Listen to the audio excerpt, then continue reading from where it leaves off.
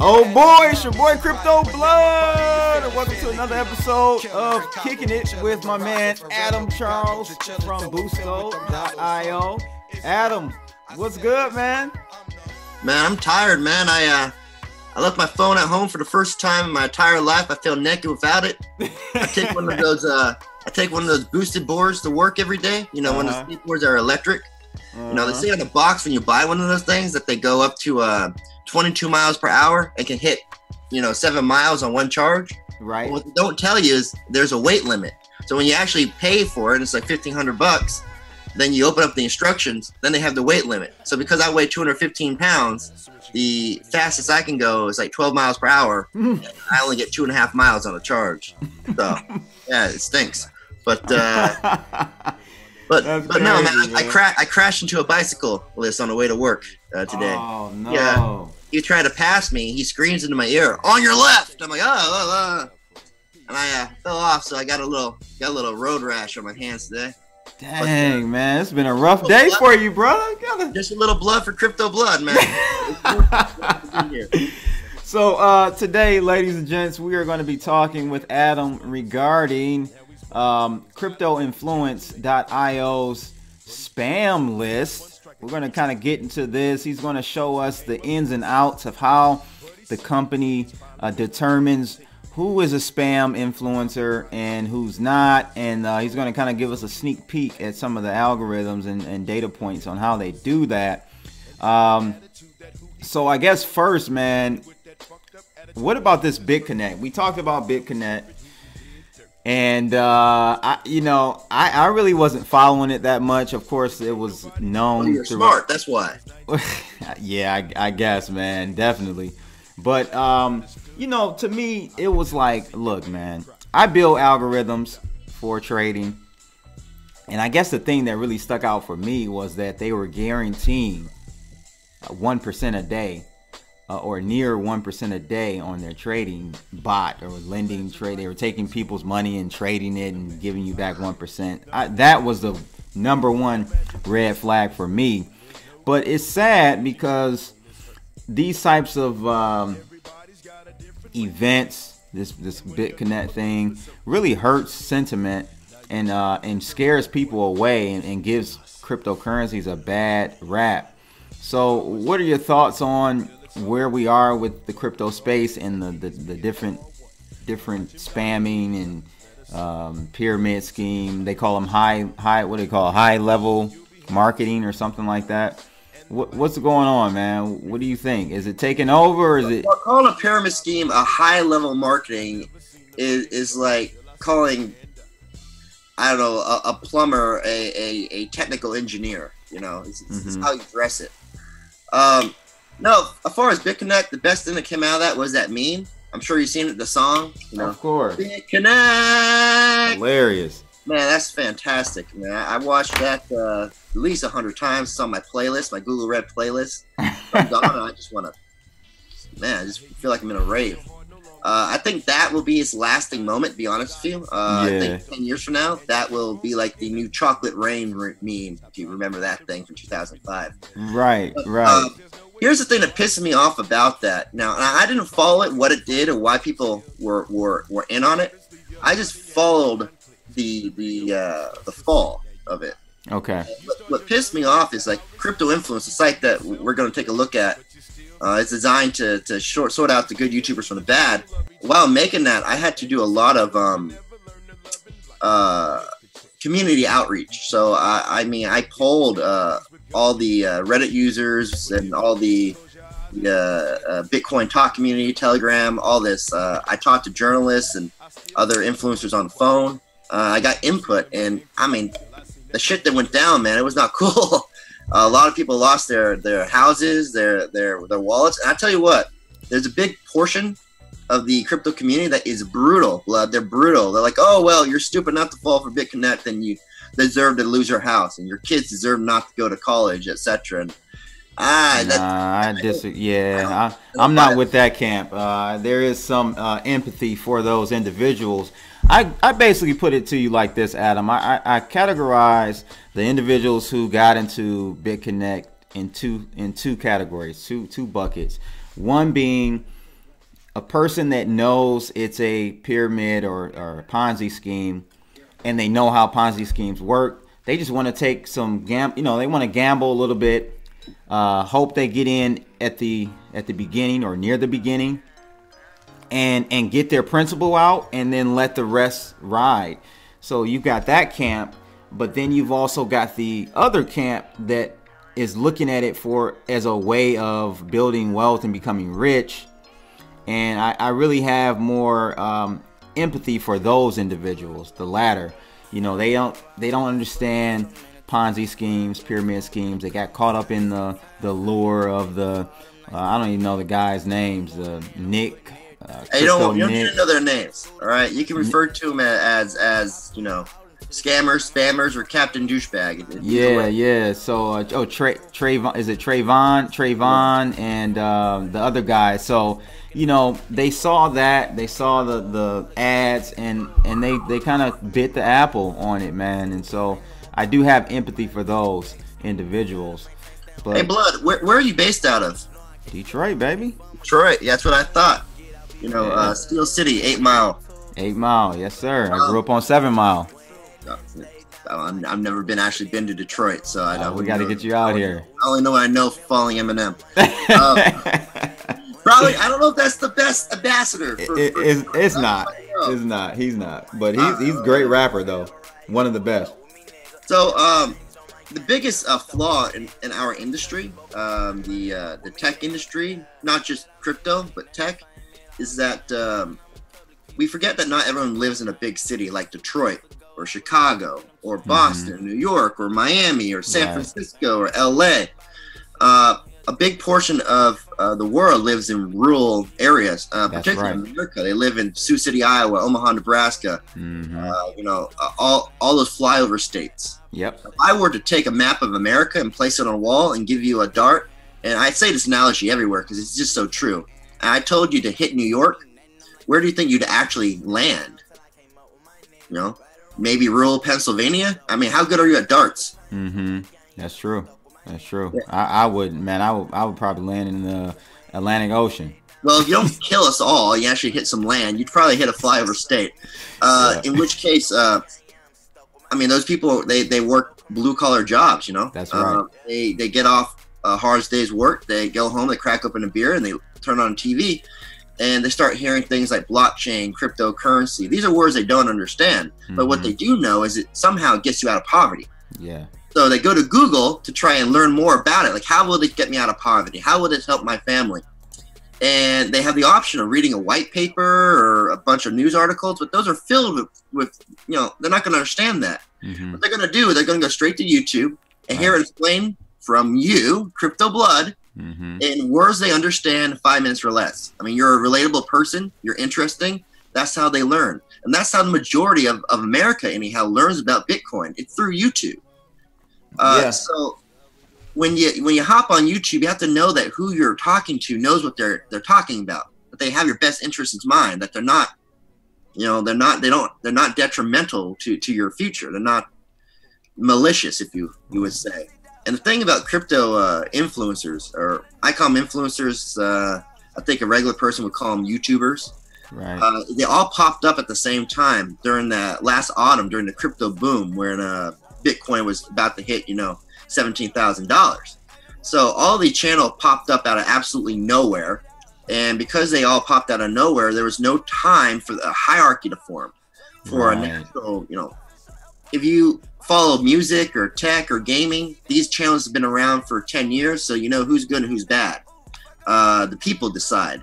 Well, with the cryptos, everyone started off at zero. So it was hard to tell who knew what they were talking about, who didn't. Right. So a lot of people, they went and they watched Craig Grant, they watched Trayvon James, they watched Crypto Nick. These guys were entertaining and they were relatable and they were promising, to get you out of poverty. They were promising that you were all going to become rich, that your kids would be able to go to college and you'd be able to retire and not have to work till you were 75 years old. And unfortunately, a lot of these people, they felt for it. It was too good to be true. And, they paid the price for it. Now, I want to keep that from happening. So that's what's That's why crypto influence came to be. Yeah, that's great, man. And you know, what I really want to do, kind of set the stage for people, and you know, most people know, but let's just go over from Investopedia what a Ponzi scheme is, so we can all just kind of be on the same page about it in regards to talking about not only Bitconnect, but a whole bunch of these different lending platforms that are out and about in the space. So it says here out of Investopedia, a Ponzi scheme is a fraudulent investing scam promising high rates of return with little risk to investors. The Ponzi scheme generates returns for older investors by acquiring new investors. This is similar to a pyramid scheme in that both are based on using new investors' funds to pay the earlier backers. For both Ponzi schemes and pyramid schemes, eventually there isn't enough money to go around and the schemes unravel. One part I want to really highlight here, if you scroll down under red flags, Ponzi scheme red flags, they've got a list of 6 here, man, and it's the first 2 are, so it says the first one here says a guaranteed promise of high returns with little risk. That's number 1. That should be your red flag number 1. Number 2, consistent flow of returns regardless of market conditions.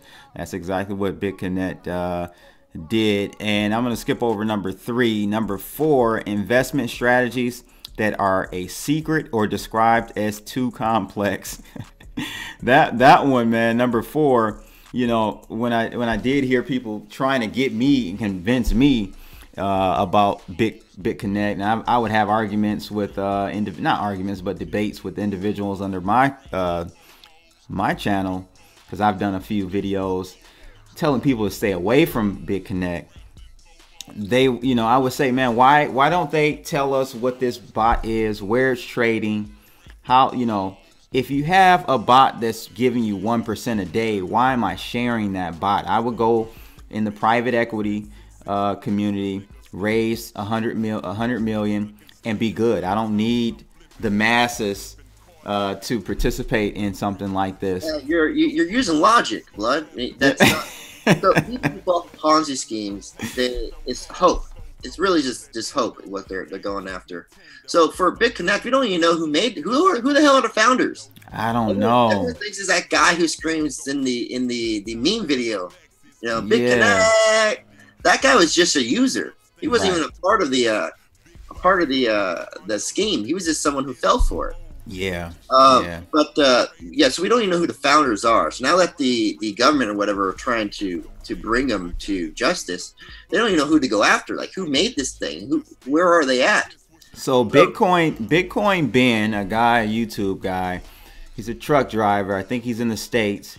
He actually did some research and found out, his theory is that from his research, and it seemed pretty convincing, that basically Bitconnect was started by the British government. Are we getting into conspiracy theory schemes here?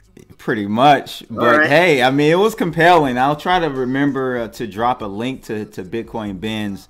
I tell you what, there's actually some that holds some water. There's some weight to that. So the Polish government, one of the YouTubers that on our scam list, his name is Marcin something. So he's towards the bottom, but the Polish government paid him $30,000. Oh, I heard about that. Make a video saying, "Hey, I'm going to invest all this money in Bitcoin. It's going to be awesome." And then he made a follow-up video where he said, "Oh, I lost all my money. I have no money now. You know, I'm broke. You know, I can't. Don't do this." Never happened. Yep. They just wanted to. Try and convince their citizens not to invest in crypto. Yeah, yeah, and so that's what his whole thing was. He had some addresses and some contacts, some leads, or whatever the case may be. But basically, the government was trying to put a bad name on cryptos and hurt as many people as possible through this Bitconnect lending platform. And hey, I mean, it may be true, it may not. We'll probably never know. But it's very interesting. And what's even more concerning, though, Adam, is that Go find him. He's towards the bottom. Okay, let's see here. This thing is kind of freezing up on me for Yeah, I some noticed reason. that. So I'll try to get back to that. But what I wanted to show you is that I actually, out of curiosity, went to Bitconnect site. Look how friendly those people look. The site is still So up. happy. Why is the site still up? Like they're still operating. It looks like. So Yeah. this is how have they not been shut down is the question. And I went. Go ahead. So there was a cease and desist that was sent to all YouTubers that they had to stop pushing it. And there was in some states, I believe Texas, they put through lawsuits where they actually are suing Bitconnect. They just don't know who to sue. They have no idea where these people are. But here's the thing: when they were doing their or what do you call it, their conferences or their conventions or whatever, they hired a bunch of like Korean pop stars to make like music videos based off of Bitconnect. You can go to Google, you can Google Bitconnect music or YouTube Bitconnect music video. You'll find like rappers and pop stars and rock stars, and they all made Bitconnect music videos, and they're highly produced. See, that's what I'm saying, man. We gotta kind of give some validity to this theory, possibly that Bitcoin Ben has come up with. That there's some big organization behind Bitconnect. So that's what I'm getting. That's what I was gonna say with that. So you're actually compensating well. Right. Musicians with record deals that go on tour, and you were able to purchase them your own camera crew that's professionally done. These music videos had directors, and you mean to tell me that director, that whole camera crew, all the producers, including the musicians themselves, have no idea where the money came from? How do you pull that off? Unless maybe you're, I don't want to start, but maybe your boy's right.Maybe it's government agency. Who knows? I'm gonna send you the link to the video to check it out on your own time, and just ping me in a few days. I know you've been busy, but it'll be a good conversation to have offline to see what your thoughts were. I'm not the type to be very swayed or convinced about certain things, but that one was pretty convincing. So we'll see what happens. But I also in prepping for this talk, man, I was like, let me see where Bitconnect is at, right? Better than most. Better than, like, what the hell is going on, bro? Like $1.44. Why is this thing still? Huh? Look at that chart. Woo. Yeah, but why is it still worth $1.44? Hold on, man. Some of those people who got scammed, they're just holding on, hoping it goes higher. What do they have to lose at this point? Oh my God, this is crazy, man. I don't even know what markets it's trading on. I know. Let me see here. Yeah, that's weird. Who the hell would let that on their exchange still? Trade Satoshi. Never heard of them. Never heard of them. Wow. So I don't know, man. I don't know. But to kind of move forward, though, you were going to today show us some of the data points or metrics that you use to determine whether an influencer is a scam or a legitimate type of individual or channel. Kind of go through that and kind of show us, how you guys go about that over at Boosto. Yeah, so I mean, if the website's working, you show. If not, then I'm gonna have to use your imagination. But so when you go into one of those profiles, you can see their stats, and what you're really looking at is their subscribers and their average views. Their subscribers can often look very similar to the Bitconnect chart we just saw, where they go up and then it flatline. Okay. In fact, I had up Crypto Nick's profile, and you can see it's crazy the change. So his YouTube channel began in April 2016, and it was just nothing.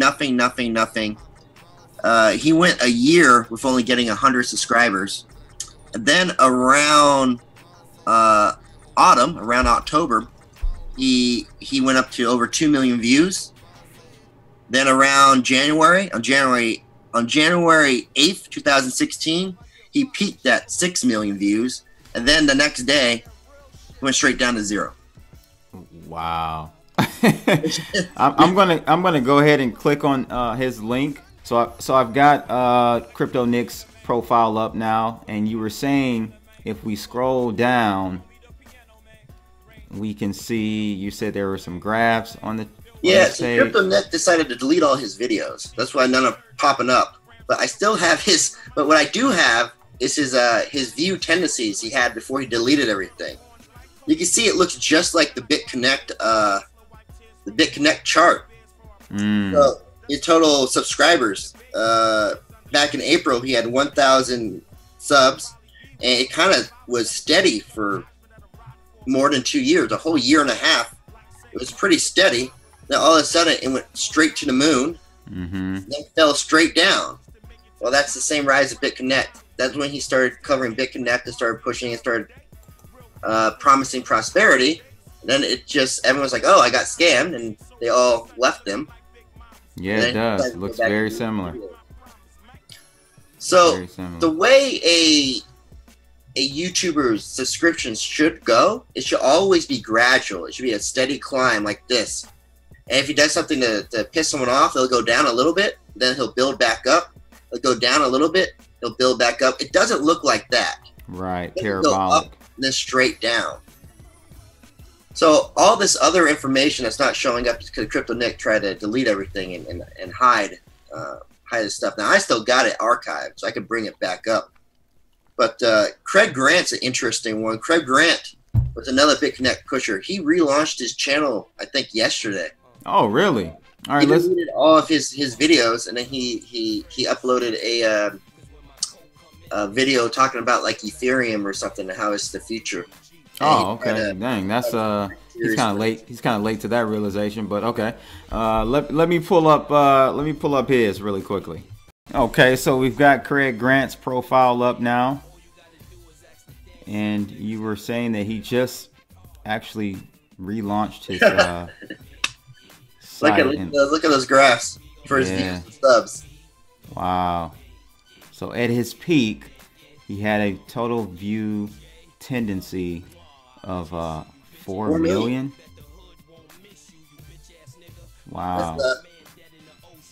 That's a big fall. So I mean, even the guys who stuck with it and may have made some money off it, they hurt in other ways, such as their reputation, of course. Correct. You'll see on YouTube a lot of people are roasting them and calling them out, but the biggest damage was done by their actual fans themselves, who didn't want anything of it. So you'll notice that most of these stats don't show up for these scammers. That's another red flag, if you would, because they try to delete things. When they try to delete things to hide things, the stats go haywire and they don't look right. Oh, so if they delete a video, that kind of hurts. Yeah, it messes things up. Because then we can't pull the audience demographics or anything like that. It just looks crazy. You can still see the graphs. If you go to you were to go to like your own profile, for instance, under the good list, you'll see how it is constantly going up. It's not dropping, not falling. You can see all your demographics. You can see all your videos, and right. Nothing's hidden. Everything's transparent. Right. Yeah. I don't delete any videos, even if it's something I made a mistake on or whatnot. I'll just put a new video out and just say, hey guys, I made a mistake. This is the correct information. But yeah. So here's the thing with that scam list is that I'm not out there to ruin people's careers. I'm really not. To get on that list, there's a very strict requirements you have to meet. If there's at the very top, there's a link that you can click to find out what those are. But click here. But I'll read those to you. they're pretty self-explanatory. So channel has made multiple videos encouraging their viewers to engage/invest with a project that ultimately causes them emotional and financial detriment. What that says is basically they screwed over their users. Okay, that's opinionated. That one I can use to investigate if they hit the other ones. Number 2, channel has violated YouTube terms of service. That's very easy. That means that YouTube has issued them a warning or has suspended them. And I can tell that via our graphs, because it will be a complete flat line. It'll go from something to 0, and then it'll start back up again.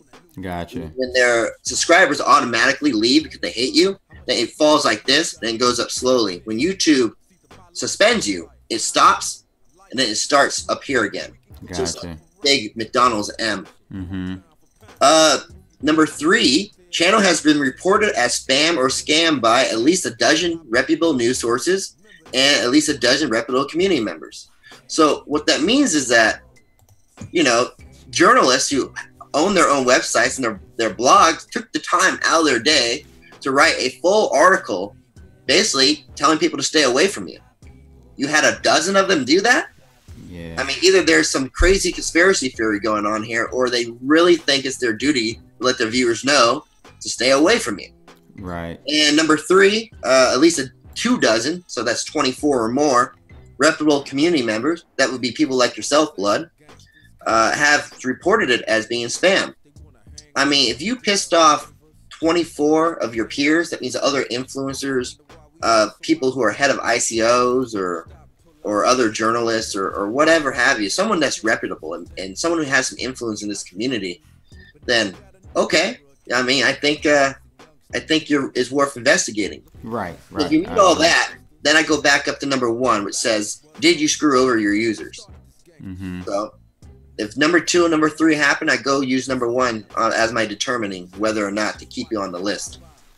If you meet all 3 of them, and you have to meet all 3 of them, you can't just meet 2 or 1 or whatever, then you get thrown on the list. But you can indeed report it. You can dispute it. Mm-hmm. There's a dispute section, and I'll hear your case out, and I'll remove you. In fact, I'm actually going to remove somebody today. Okay. Can you disclose who that is? You can go to Bitcoin Party. It's a logo of the Bitcoin with a party hat on. Okay. By the way, you'll notice that a lot of these scammers are pretty girls. Yeah. Yeah. That's kind of another red flag there. There are some good, fantastic female crypto influencers that have great advice. They know what they're talking about, but they don't like wear lingerie while explaining you the market. You know, they're trying to use their other access to cover up the fact that they don't actually know what they're talking about, or they plan to take your money and running.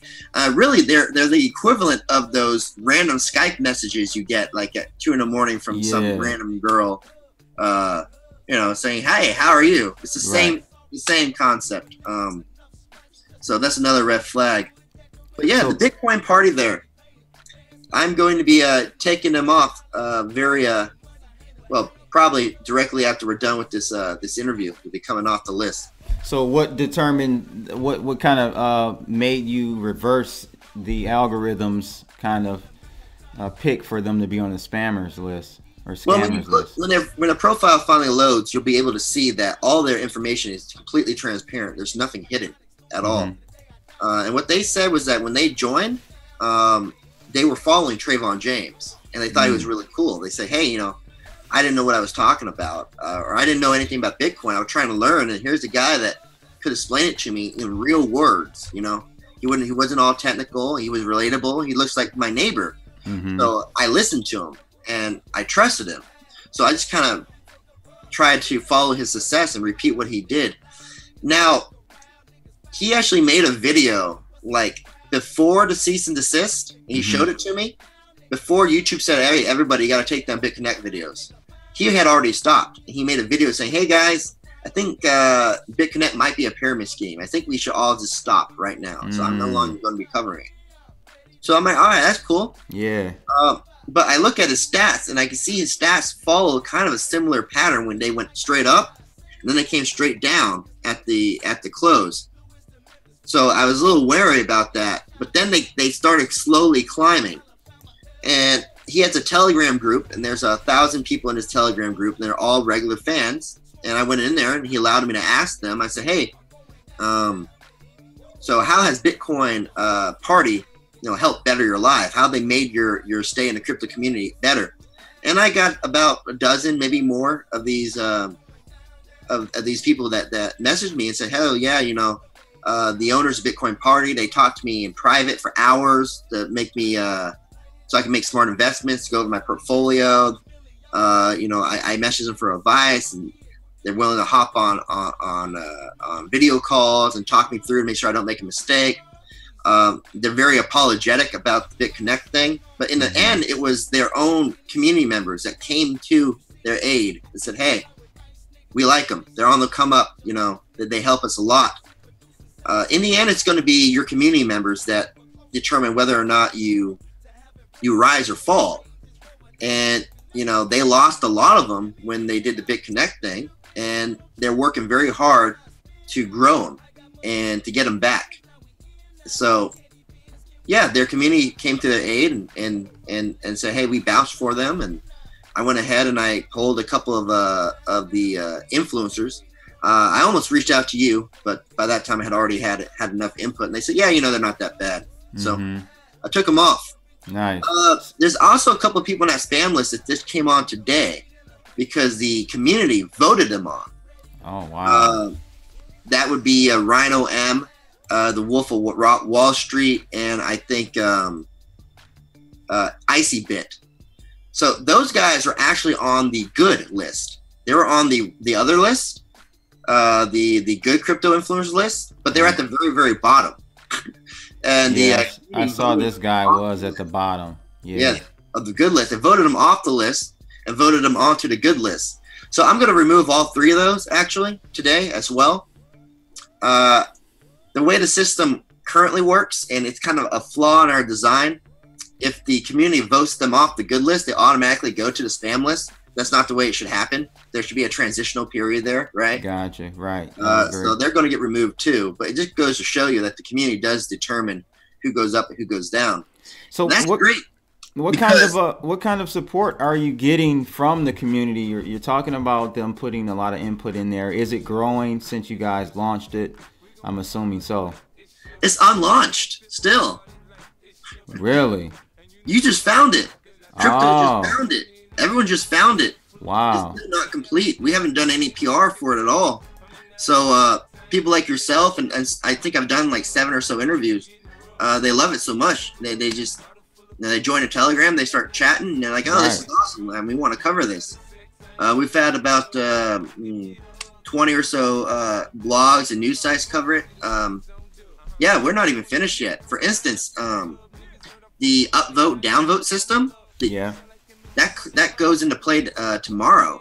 Okay. And that's pretty big. That's a pretty big update for the community to go in there and be able to upvote and downvote the profiles as they wish and be able to maintain the human factor of that algorithm. Nice. I obviously can't launch the product till that's installed. Yeah. And that comes on tomorrow. So when are you guys going to do an official launch of cryptoinfluence.io, or is it kind of still? I don't know. I think I keep on improving it. I mean, it can be used right now, but obviously there are some bugs involved. But I mean, it's good enough it can be used to find good influencers. It's good enough that it can be used to stay away from the bad ones.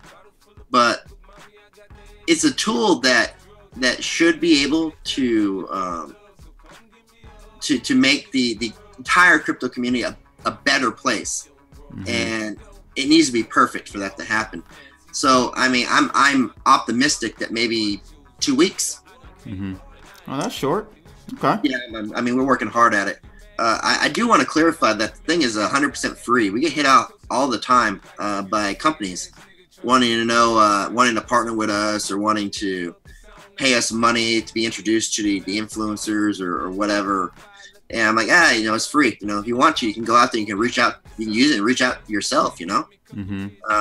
We're going to be adding an inbox soon so that Nice. you can actually receive messages. And yeah, we don't want to monetize it. It's a tool that's meant to help people stay away from, Trayvon James and the Craig Grants of the world. Mm-hmm. And basically, take care of them a little bit. I have a little sad story. If you want to know my origin story, when I was a kid, my mom got a telemarketer call from I can't believe I just what am I doing here? You in the 90s or something, dude? What's going on? I'm 31, man. I grew up in the 90s. But no, she got a telemarketer, and they asked her to refinance her house, and you get those. You used to get those all the time. You get those 3 times a day. They suck. They always call during dinner time and while you're trying to sleep in on Sunday or something, right? Mm-hmm. And at that point in time, my mom actually, I didn't know it, but we were going through some financial trouble, and she decided, okay, I'll do it. Turns out that wasn't a real person. Wow. And we had to refinance. We had to declare bankruptcy. Oh my God. And we lost our house for a little bit. So that's crazy, man. Yeah, I have a very I have a fire to get rid of the scammers. Right. The crypto influence site. When you actually get into it and you actually start using it, you'll see just how advanced it is with the stats and stuff. Mm-hmm. And that is something that we were monetizing for a long time for in other projects, YouTube and Instagram stats, selling it to companies so they can determine who to work with or whatever. It shouldn't be free from a business standpoint, but from a moral standpoint, it has to be free. There's no way that I know that I got the technology. I got this awesome real-time AI software that can red flag scammers and allow community to go in there and check it out and return feedback to determine whether or not someone's actually giving good advice or not. It can help a lot of people, and it's good because I think we're still early in the crypto boom, of newcomers coming into the space. So it's good to get going now so that people can have a list. So even companies can have a what do you want to call it, source of reference or frame source that they can utilize and say, hey, I know I can trust this individual to promote a product, or as an end user, I can say I can trust listening to this person on a day-to-day basis. So you sound like my managers, man. Really? You're listing you're listing all the way it helps businesses, which is true. It does, and that helps us with gaining investors for like our ICO projects and stuff. Right. Crypto is separate from crypto influence. That's our ICO token. So you're on the right track there. The fact that it is free and it helps a lot of people gets us good reputation in the community. And then they're more willing to work with us on our Boosto ICO. Yeah, but, so there's intangible,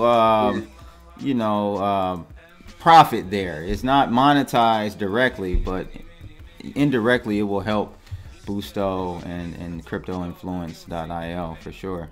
Yeah, and that's how I sold it. That's how I made sure we could make the thing get up for free. Is that in the end it will help the company as a whole. But I really just, I'm that type of guy that cares more about, I don't know, in the end of the day, making a difference rather than getting myself rich. I know I probably shouldn't be in the blockchain space then, but but yeah, the people like yourself, Blood. What do you have now? 12,000 subscribers? No, 8,000 subscribers. Only 8, somewhere around there. I don't really pay attention too much to it, man. To be honest with you. So I don't. So you're at the top of the list on crypto influence, the good side, the good influencers. Mm-hmm. You're up there with Data Dash that has like 250. You're up there with Crypto Bobby. You might be above Crypto Bobby. I don't know. Crypto Bobby is out. I love Crypto Bobby. He has like 100 or so. The reason you're so high, okay, is because your audience engages with your videos. They like the hell out of them. They share the hell out of them. They comment the hell out of them. You're doing something right. Mm-hmm. So usually, because you only have, see, there you are. Look at the guy next to you. He has 166. Guy above you, 157 followers. Wow, I didn't even pay attention to that. That's crazy. Most of these guys and girls have hundreds of thousands of followers. Interesting. But you're up there with them because in the end, it's not how many people follow you, it's how many people trust you. Right.